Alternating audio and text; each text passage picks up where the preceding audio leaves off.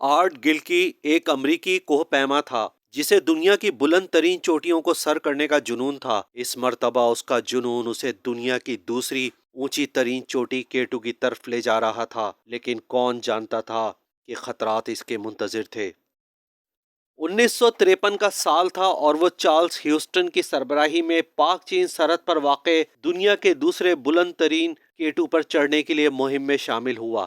گلکی ایک ماہر اور تجربے کار کوہ پیما تھا جو اس سے قبل ریاستہائے متحدہ اور الاسکا میں چوٹیوں کو سر کر چکا تھا۔ فوٹوگرافی میں بھی ماہر تھا۔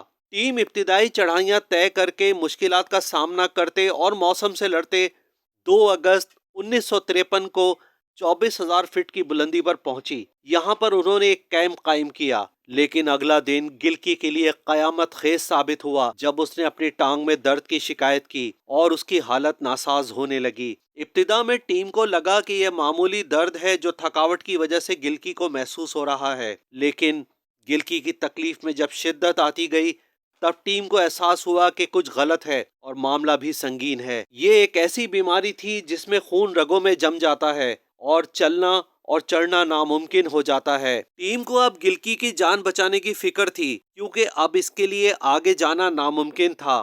انہیں بہت تیزی کے ساتھ کام کرنا تھا۔ ڈی مولینار اور کریگ رضاکارانہ طور پر گلکی کے ساتھ رہنے کے لیے تیار ہو گئے۔ رسیوں کا استعمال کیا گیا تاکہ گلکی کو کسی طرح پہاڑ سے اتارنے کی کوشش کی جائے، لیکن اترائی بہت مشکل تھی اور یہ راستہ رسیوں کے بغیر اترنا بھی ناممکن تھا۔ نیچے چٹانیں اور گہری کھائیاں تھیں جن میں گرنا موت کو دعوت دینا تھا۔ موسم دن بدن خراب تر ہوتا جا رہا تھا اور گلکی کی تکلیف اب بہت زیادہ بڑھ چکی تھی۔ گلکی کو نیچے لے جانا بہت ضروری تھا۔ ٹیم کو احساس ہو چکا تھا کہ گلکی کو اب وہ نہیں بچا سکتے۔ یہ 10 اگست 1953 کا دن تھا جب گلکی کو اتارنے کی کوشش میں گلکی بلندی سے گرا اور ایک چٹان کے اوپر اس کا جسم زوردار آواز کے ساتھ ٹکرایا اور وہیں ٹھہر گیا۔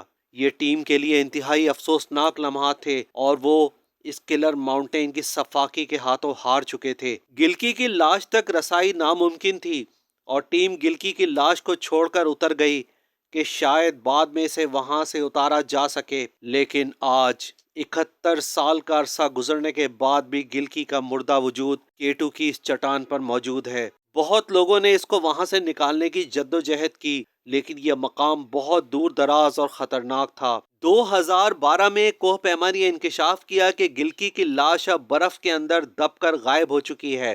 گلکی کی یہ سچی کہانی بتاتی ہے کہ اپنے مشن کی خاطر کوہ پیما کن کن خطرات سے گزر کر یا تو زندہ لوٹ آتے ہیں یا کیٹو یا دوسرے پہاڑوں کی گہری کھائیوں میں ہمیشہ کے لیے دفن ہو جاتے ہیں۔ فیئر آف ڈارک نائٹس میں آپ سچے، حیرت انگیز اور خوفناک واقعات دیکھ سکیں گے۔ اس طرح کے مزید واقعات دیکھنے کے لیے چینل کو سبسکرائب کر لیجئے اور کمنٹ سیکشن میں اپنی رائے کا اظہار ضرور کیجئے۔ Thanks for watching.